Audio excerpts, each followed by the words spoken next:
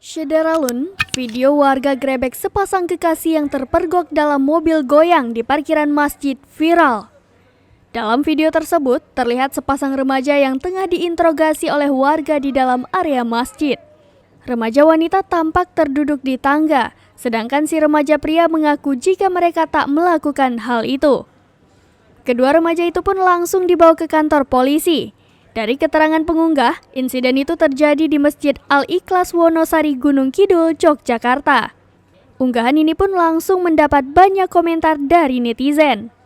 Dilansir dari sejumlah sumber, kedua remaja itu pertama kali dipergoki oleh penjaga masjid.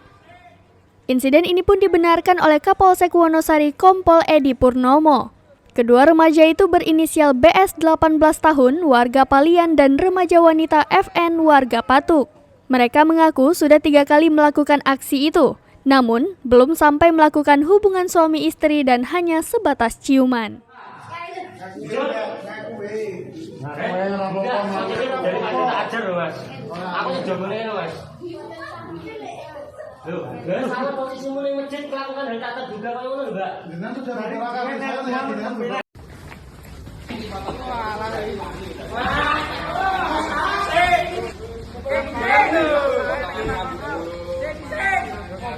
Jalan